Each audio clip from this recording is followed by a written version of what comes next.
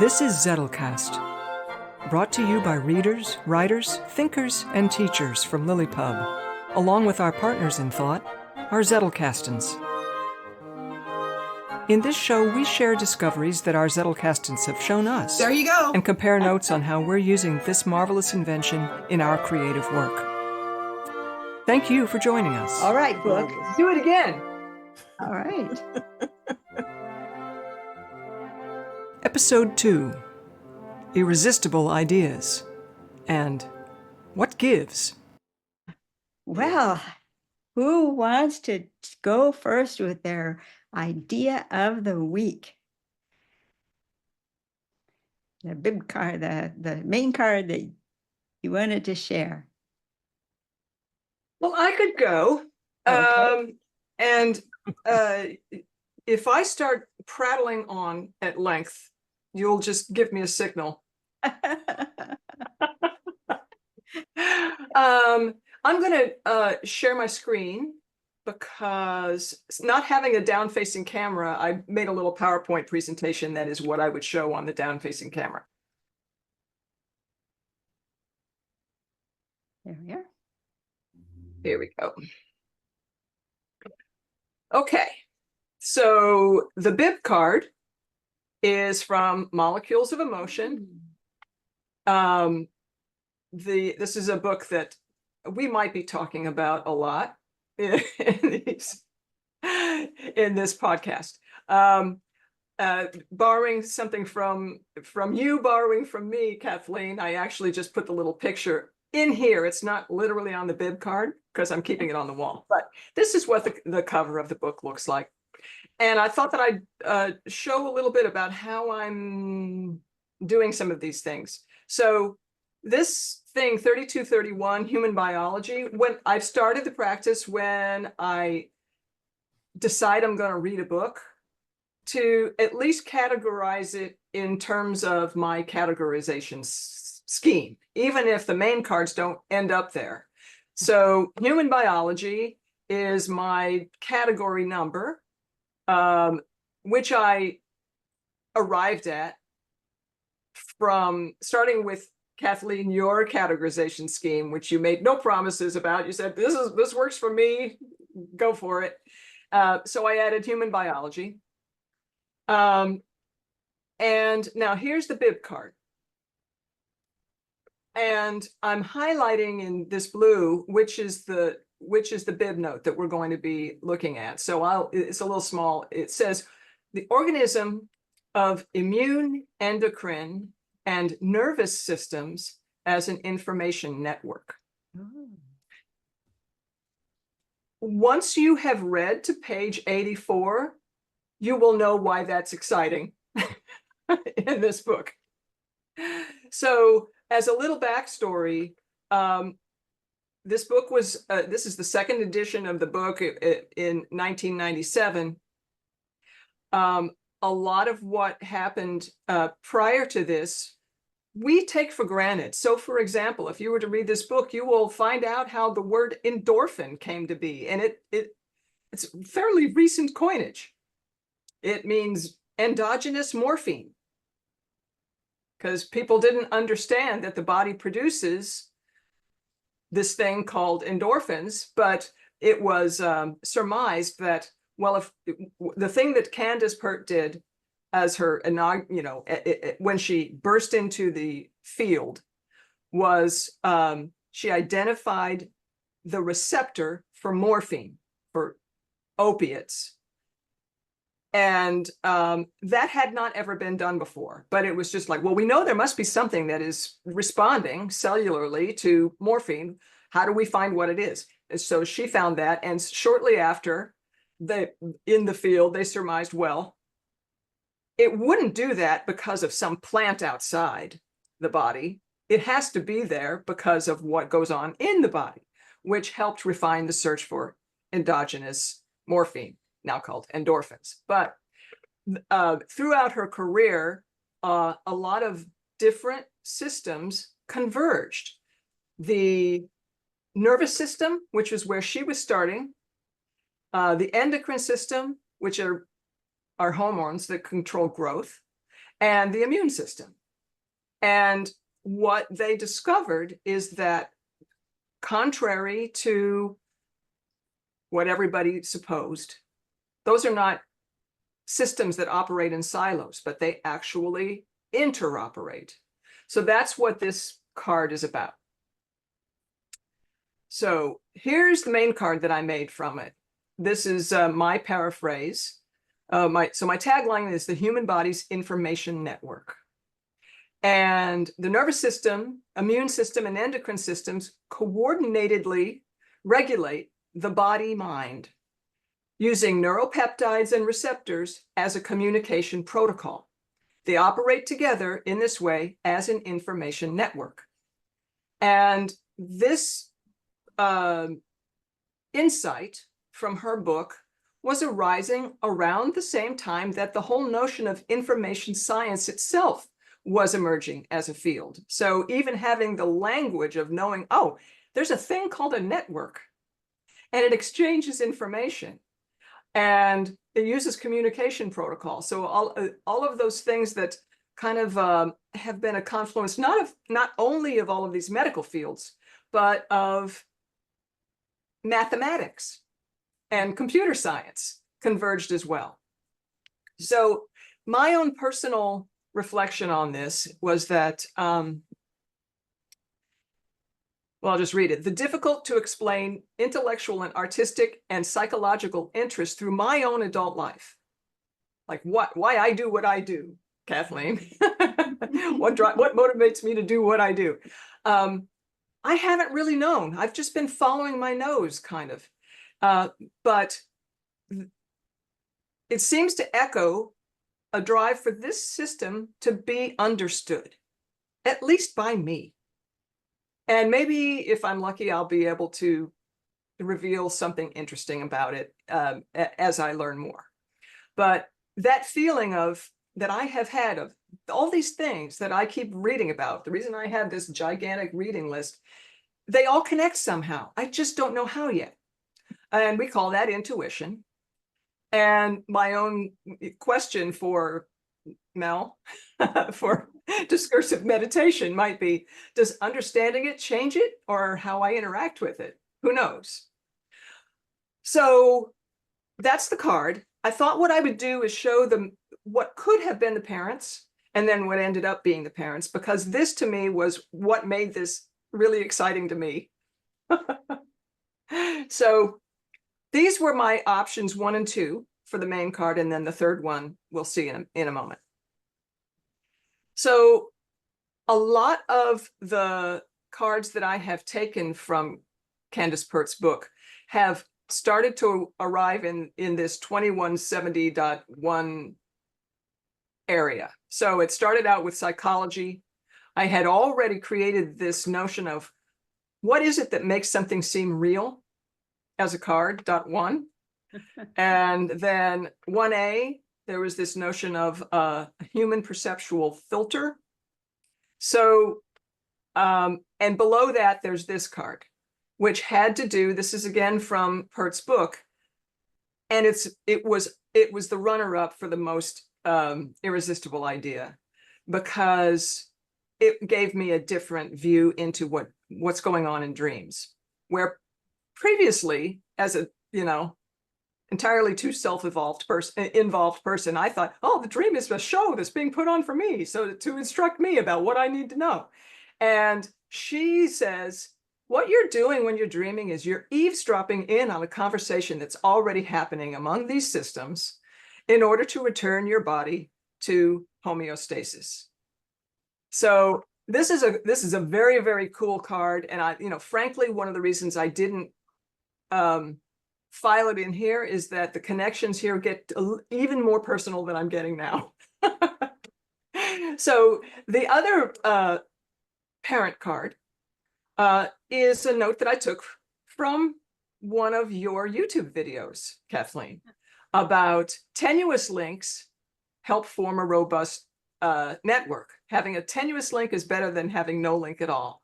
And so the organic development of the Zettelkasten creates an authentic network of the connections that you form in your own mind as you externalize it into the Zettelkasten. So this was a really good one as well. But the one that the card chose, as they say, is this one. And you might recognize this card from your own system if you followed the advice from Scott Shepard's little mini book about how to set up a Zettelkasten. He has you create this card. He advises a different number, but it's in the 4,000s. I just happen to have been a little more granular with mine, but most of this is a quote from Lumen. And what really made it pop for me is the notion of what it is. Well, first is talking about information, and what it is that causes information to actually be transmitted is this notion of surprise. I am telling you something you didn't know already. And so that is where this particular card about the information network of my main card chose to have as its parent. Now, why is this one exciting to me? My own timeline that brought me to this moment today began with me discovering in 2022 that one of my favorite books that I had read in 2021 that I felt had really been meaningful to me was Candace Pert's Molecules of Emotion. And then I realized all I could say about it was very superficial. And that set me off on a very long journey. I won't take you all the way through it, but discovering resources that pointed me to the Zettelkasten, that pointed me to Scott Shepard's group, that pointed me to Kathleen Spracklin's Writing with Emotion, that got me to join LiLLiPub, that brought me right here. So there's something very cool about that emergence as a network in the Zettelkasten itself that reflects yet again what's going on in my life.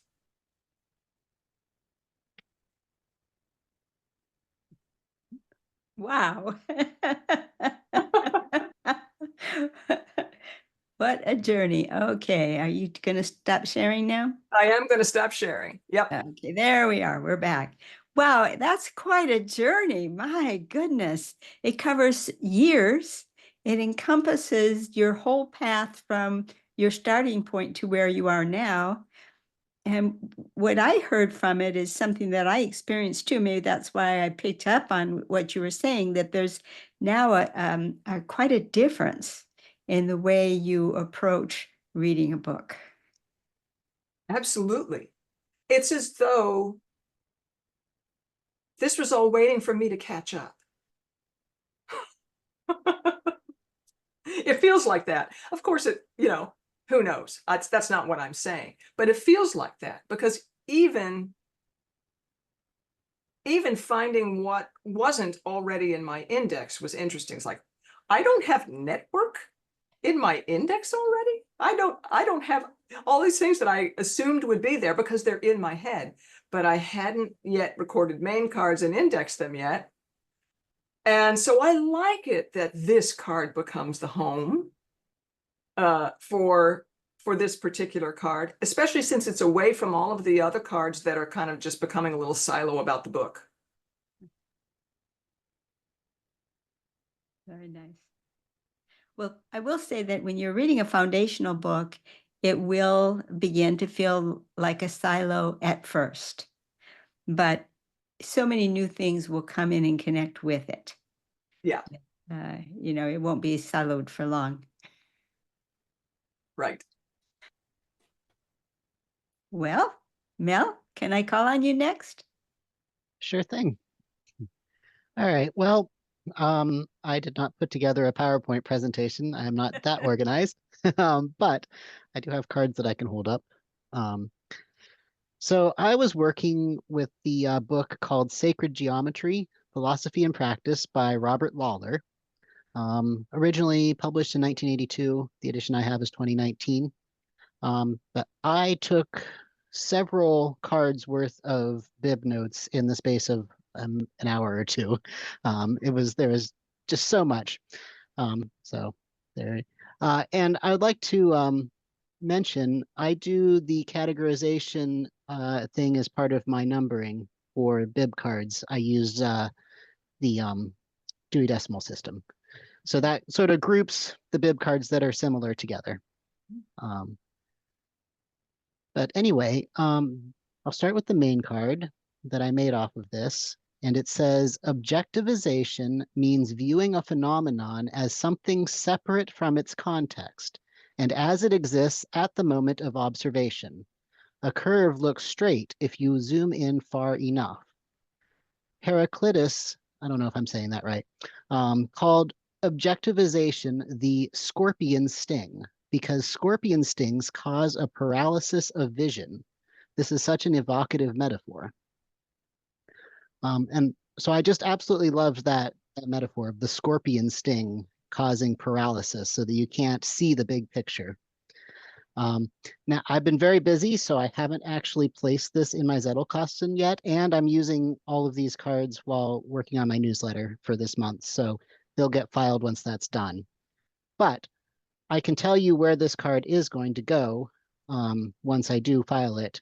And this will be familiar to everybody in this group because it's a quote from Julianne, actually, which started off this whole Zettelcast project. And she was talking about the book Molecules of Emotion, which she just talked about. So science says, and this is from paraphrased from Julianne, science says if it can't be measured, it doesn't exist. It's important to have that rigor, but not to use it as a blindfold. So that is going to go be the parent of the scorpion sting. Oh, fantastic. Wow. Ah. Deb, do you want to go Can't next? wait to see how you use that in your newsletter too. Yeah. And No spoilers. You'll find ties to objectification in my next newsletter as well, but in a very different perspective where it is actually quite positive. So it's not always a sting. Sometimes it's a blessing. But, Wow. Okay. I feel like I don't know, juvenile delinquent. I'm not sure. What I have, you see this? You can't see it. It's not. back off a little bit and we'll be able to see it. Yeah. Not quite, but I think it's because you've got the background blur you got your on. background blurred. Yeah, so we But can't. I'm putting it in front of me, so it doesn't matter. You still can't No. see it, right? No. No, it blurs it. Just read it. You can read it for us. This is a lot, and it's all jumbled. It's not. It's like the pre-bib card state. That's where it is. The pre-bib card state, and it's that same concept. Because I'm having trouble with my memory more than before, and I'll read something and 5 seconds later, I have no idea what it is that I read. It's very frustrating, so when I came across that blog, that blog post from Anthony's remembering concepts, five steps, I thought, oh, well, thank you, because he was answering the silent prayer, so as I said the other day, that blog post has many links within it that point to other blog posts. And you can go down a rabbit hole doing this, following his links if you let yourself. But the first part of it was concrete versus abstract thinking. Okay, concrete versus abstract thinking. And I'm thinking, what does that mean? Okay, concrete is something I can touch, I can feel, I can see. Abstract is something that I can only think about, friendship, freedom, things like that. So how do you make the abstract concrete, such that you can then create a picture, an image that will bring back the concept to your mind, right? That you then put in your memory palace, and you create this story for the entirety of the concept that you're trying to memorize. So the first thing you have to do is figure out what is the key concept in the thing that you're looking at. And I'm saying, okay, well, what happened here? I hit something on my keyboard. Okay. You have to think about, finding the key concept. So finding the key concept, how do you do that? And Anthony's suggestion is that you look at what it is the author is presenting as proof of something. He's saying, he's giving you diagrams, he's giving you analogies, he's giving you XYZ things. And all of those things are pointing towards something. And what is that something? It's a key idea. So you look and you say, okay, but here are the breadcrumbs, and you follow them and you find the key idea. And he's also saying that that isolating key terms can only be taught by doing. You can only find out how to do that by doing it. And so I have these concepts are swimming around in my mind, but they're not, I haven't Zettelcasted those thoughts yet. Okay. And then there's also the idea of space repetition, so that you okay, so you have these concepts and you've got them concretized and you've got your memory palace all built. But if you don't revisit from time to time, they'll just evaporate, they'll just go away. So that's another part of it. And one basic thing he also said was, don't poo-poo the idea of actually naming the concept. The concept has a name, and he equates the name to the floor of a room. It's like, if the concept is the room, you open the door and you walk in, you don't want to fall through. And the thing that keeps you in the room on the floor is the name of the thing. And that you don't have to understand before you memorize the name. In fact, memorizing the name gives you a platform from which to understand, the concept. So I've got all these things running around in my head, but that's where I am. I don't have a PowerPoint, and I don't even have a card to show, except my yellow legal pad, which you can't see because I've got the blur on. But I'm not going to take the blur off because my place is a mess, There's a reason that door's closed. That one too. Yeah. And my head hides some of it. But I gotta push it all into that space. I decided, even as not quite prepared as I am, I decided that better to show up and be, a part of this, and to show you how far I've come. At least that accountability is there. I'm saying, hey, I haven't been sitting on my hands. I've been doing, some things, some positive things going. I've been doing things that have moved the needle. Okay, so I'm still pushing the needle. I thought that was a fantastic concept too. I love that image of the idea that the name of a concept is the floor.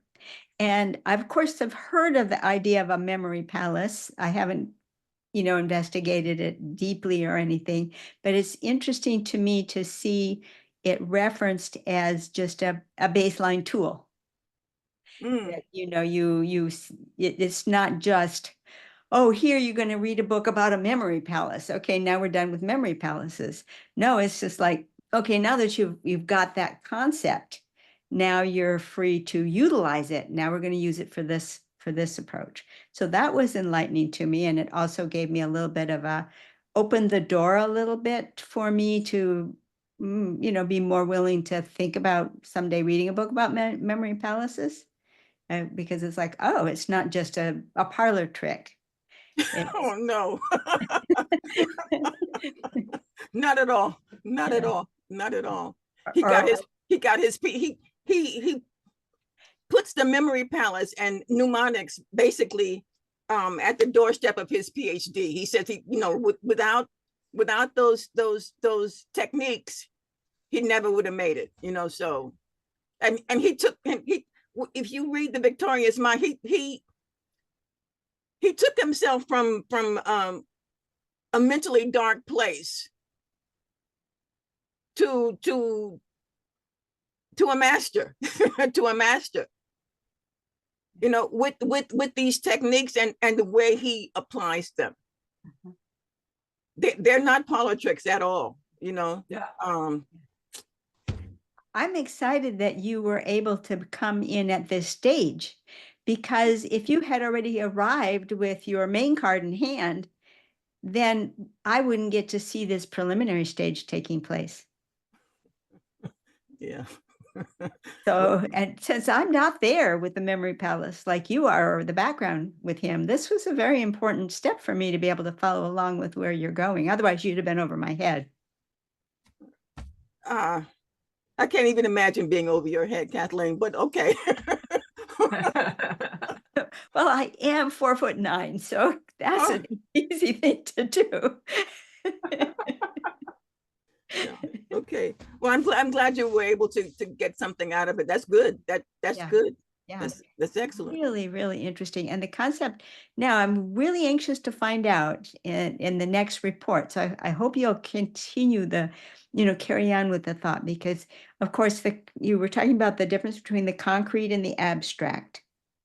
And so what I'm going to be looking for and hoping to find out is, how do you concretize the abstract, and how do you abstract from the concrete? Because you're going to have to be able to go both ways to have a total understanding of a very complex idea, which is of course what he's talking about in that article, is how do you remember all of the pathways of a very complex idea?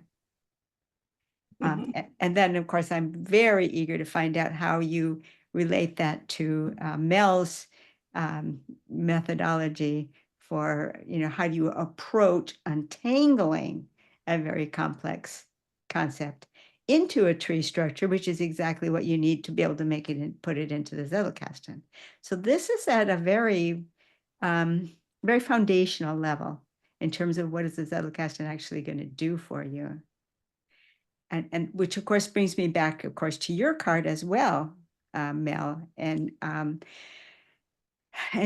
yours as well, Julianne, with the surprise. Everything relates, because I think that whatever we four come to the table, we will find connections between them. And that is part of the power of not only the human mind, but the power of the Zettelkasten to replicate the functionality of the human mind. So we're all going to be dealing with abstractions and concretizations. So, and now we have you as being the abstraction of the abstraction. So that's foundational. Okay, so now I'll share mine. Mine came out of, now this is not as fancy a bib card as I do these days. There's no picture of a book, but I started reading this book quite some time ago. And this is Mortimer Adler's How to Read a Book. And I just did an entire series on how to read a book. And the part that I concluded with was syntopical reading. So this is the specific bib card. And the piece that I wanted to focus on was what came right before step one. I've got it logged under step one on this bib card, but it actually was the philosophical underpinnings to step one. So step one in syntopical reading is you're going to go find relevant passages in a bunch of books. Well, behind that idea is this very important concept that you're changing seats in the automobile. It used to be that when you do analytical reading, the author's in the driver's seat, you're in the passenger seat taking notes, the driver's going where he's going to go, and you're making notes along the way of what turns he took and how he decided to get there and why he chose this road instead of that road and how he got to the destination. You're passive. Now with syntopical reading, you change places. You're in the driver's seat. You know where you want to go. You've got your question. Well, this book has something to say about your question, but it isn't about your question. It just has something to contribute to your question. And you're going to go forth and collect. Adler says, collect 100 books if that's what it takes. Collect a whole bibliography and read them all. What? 100 books? No, you're supposed to read them all superficially, inspectionally. And if you follow his rules for inspectional reading, it should take no more than 1 hour to inspect a given book and decide if it has something to offer you. And so if you're doing something grand like a thesis, a major thesis, that is not an unrealistic amount of work at all to spend 100 hours narrowing down your bibliography to the ones that are going to be key sources for you. Well, I did a mini version of that leading up to the work on my next newsletter. Concrete work starts on that tomorrow. I've been in the abstract phase, to borrow a term. And so that was really interesting to me. I use that methodology to say, okay, I want to know what my bookshelves collectively have to say about the third form of courage, which is patience. But that is the concretization.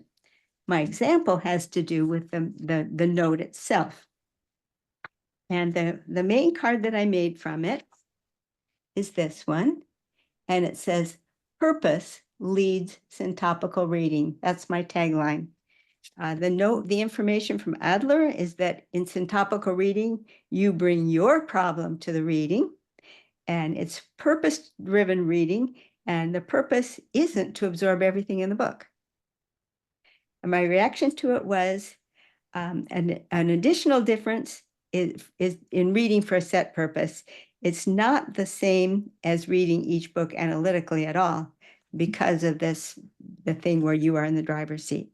And I almost used the next note down as my most exciting one, because it was talking about the idea of how you look at terms.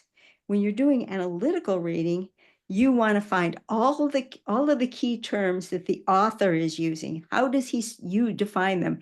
Are there terms that he uses in a specific way that make a difference compared to how others might use the same term? He's going to make it a very specific term. I do the same with the 3 kinds of courage. They become technical terms in my world. And that's the point of syntopical reading. You define your terms you become the author, you define your terms, and then you say, okay, I need to translate your language into my terms. You bring the book to terms with yourself instead of you coming to terms with the book. That was also a very exciting concept, and it really competed. And it wanted to go with a card I made about a month ago on a glossary. Scott talks about, he started a new vocab box where he keeps vocabulary that he encounters in his readings. And I thought, do I want to do that? And I thought, well, gee, that could be a use for analytical reading. You could put the terms in there. But I realized back then, well, wait a minute, that's not going to be useful because different authors use different words for the same concept. And if you file it by word, you're separating them instead of bringing them together. And I thought, no, you got to file by concept. Otherwise, you'll never bring a convergence. they'll always be separate. So that was almost my main one, but I did choose the other one because it's more foundational.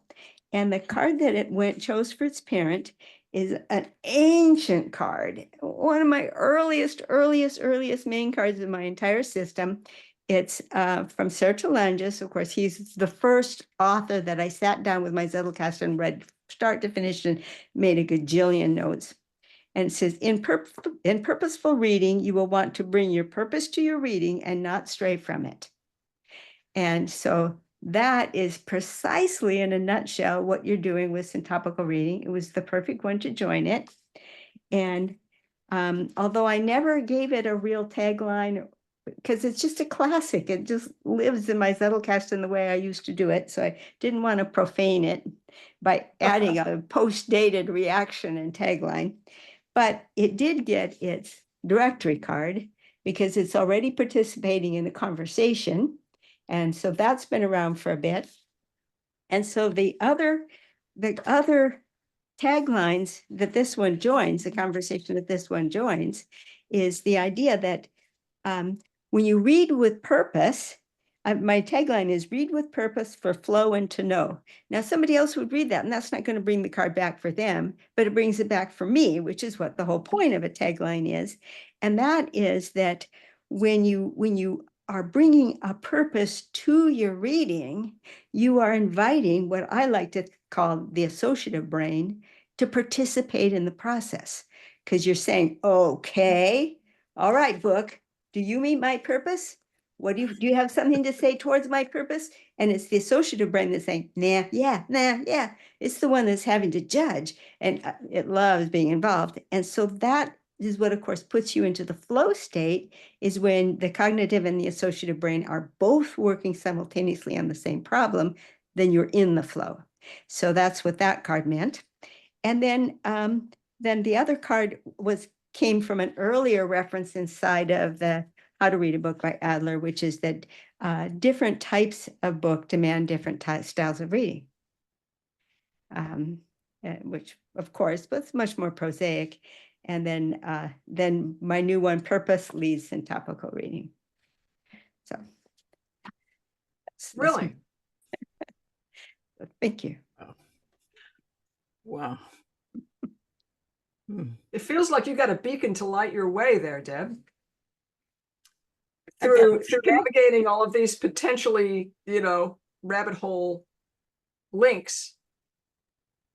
Having if you read using that one article, forming your purpose for all the other articles that you're going to read, you will know when you've gotten enough out of each of them. If you want to work that way. No, but that was it, because there has to be something to stop me from going down 15 billion rabbit holes. Yeah. All of his links can't serve my purpose, Right. And my purpose is to, is that shining light that says, okay, this is what I need to do. This is what I'm interested in. This is why, and this is how I'm going to capture it and have it so I can refer back to it anytime I please. And in a manner that allows me to link it to other things that I have thought and read and placed in my Zettelkasten and in my memory palaces. Right. And done my spaced repetition so that the things go into long-term memory so that I can have, finger touch. They're there at the blink of a thought, just boom, in my conversation when needed, or in my thought process when needed. So this is what we're supposed to have a meeting tonight. Anthony's group is having a meeting tonight at 8:00. I don't know what I'm going to say to him, but I'm going to express gratitude for sure. For sure. Because it was, the timeliness couldn't have been better. So, good guy. Okay. Fabulous. Well, that was That was just as everything and more that I was hoping that we might have from the topic that you chose for us to do together, Kathleen. Yeah, well, thank you for getting us together and suggesting that starting list of topics that got us going. We do have a little bit of time left, and we did have a secondary topic that we could do a little bit more of a quick round, which was what gives when something's got to give, when time is short, and we all know how we would love to have a totally open day to just luxuriate in our reading in our Zettelkasten and follow all the rabbit holes all the way down as far as we want. But I don't think any of us has yet found that button that will stop time in the outer world so that we can stay with our Zettelkasten for as long as we want. I'm still looking for it. But so let's go in the same order that we presented before. In your world, what gives when something's got to give?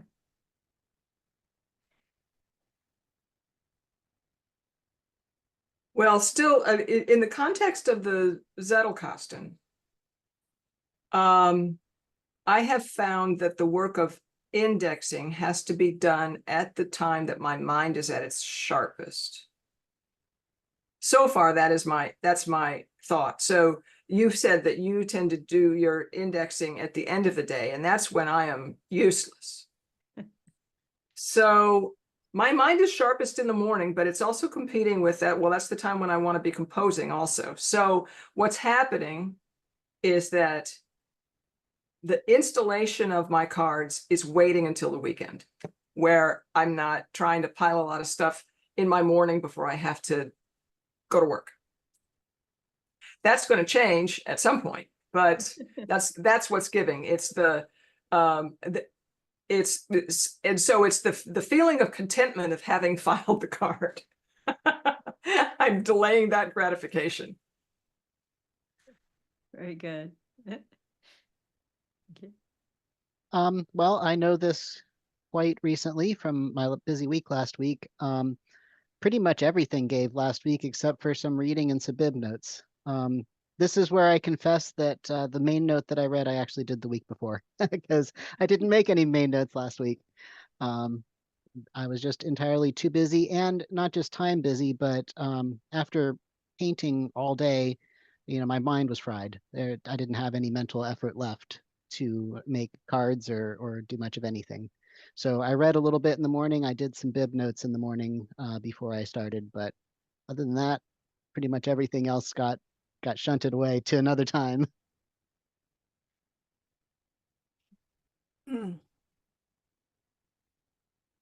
I was looking back, and not necessarily as a response to that particular question, but something I said last week that made me pause, which was I'm putting everything else I said aside and I'm doing this, right?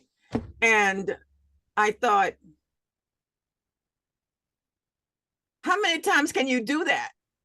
It's like if you have a goal and you set it and you actually calendared it, put it on your calendar to start. How many times can you wipe that off? You end up getting nowhere. Actually, over time, you look around and 5 weeks, 5 months, maybe even 5 years have passed, and you haven't gotten where you thought you were supposed to go because you restarted basically too many times. So the idea is you okay, maybe you can do that. How many times? How do you decide how many times you can do that? How do you do that? Because sometimes you overcommit, and that's one thing. But for example, the book about architecture, Julianne, I'm saying, okay, wait a minute, why haven't I finished that? Because I could have used the very methodology that he himself describes the thing that made me want to jump into it in the first place. It wasn't the subject. It was the way he said, read the book, which was, go through, see the paragraphs, look at the italicized part, look at the first and the last chapters, and go through it, spend an hour doing that. And what is your impression at the end? And I'm saying to myself, well, that's pretty simplistic. That's pretty 1, 2, 3. What happened? Why didn't, I'm asking me, why didn't you finish that? I would say you did. Adler would say you did. You brought your purpose to the book and you asked the book your question.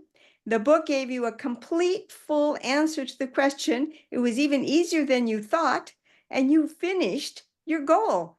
I would say you make your bib card and you completed that book. Don't put that in an incomplete pile. That's one you finished. Okay, I guess the reason I'm saying it's not finished because there's nothing on paper. It's all in my head. Okay, make your bib card. Put your one thought down, make your main card. Then you're done. That's not so much extra time. Okay, good. Thank you, Kathleen. Because that was Adler's gift to me, because I always thought if I got a book and I didn't read from the preface through to the index, I had not read the book. And Adler gave me permission not only to skim through the book and see if there were any gems inside, which are some books, that's all you need to do. They're great books. They were all built around one fabulous idea. How long did it take you to get that one fabulous idea? Now you're done. And to accept that you're done and not spend any more time on the book just because it did contain a fabulous idea. You got it. And that is so freeing. And that helps me realize that, my gosh, all these books that I've been building up thinking that, my husband warns me. They say, you can't take it with you. He warned me with the quilt projects that I was piling up. He said, I hate to tell you, but you got to take it with you. And when you get before the pearly gates, they won't let you in until you finish them.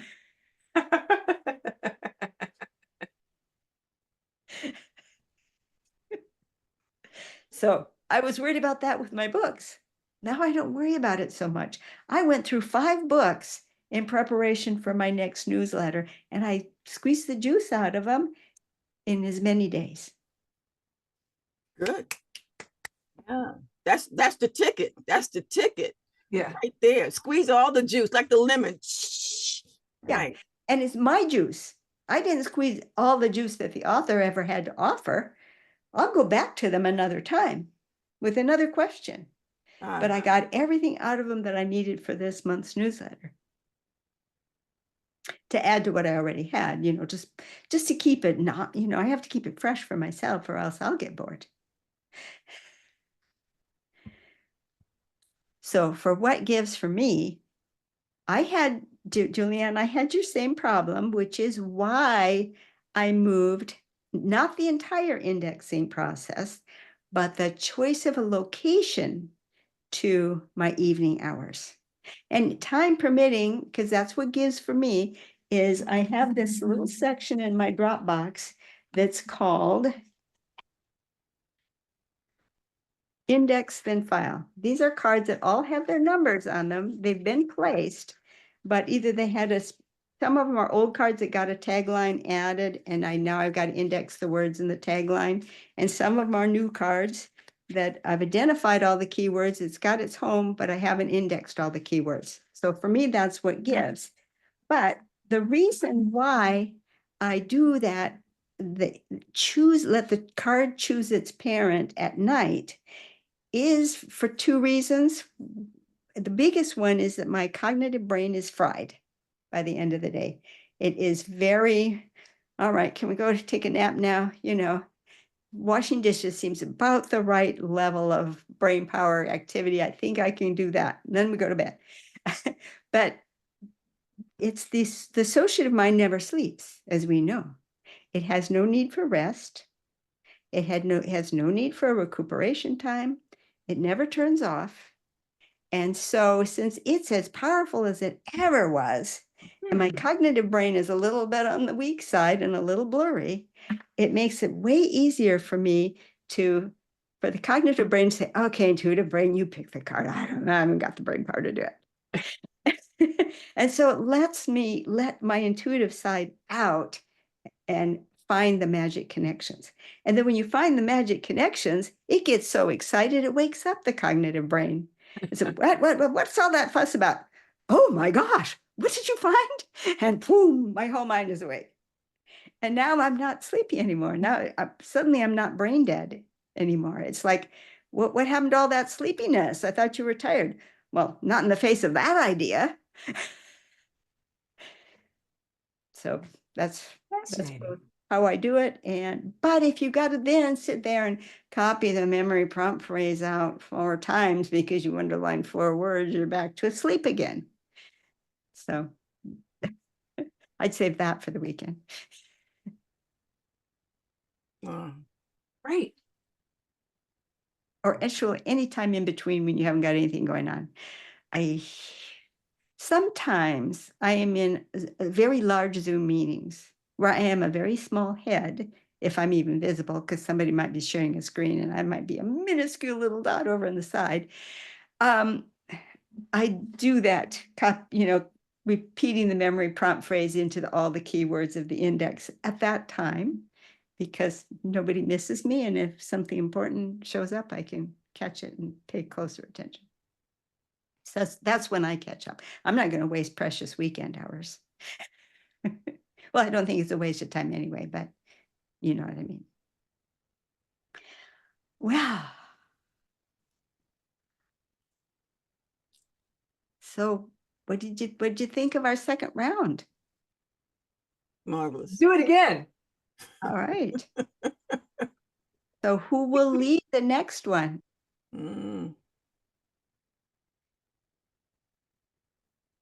Mel, you almost volunteered last time. Can you do it next time?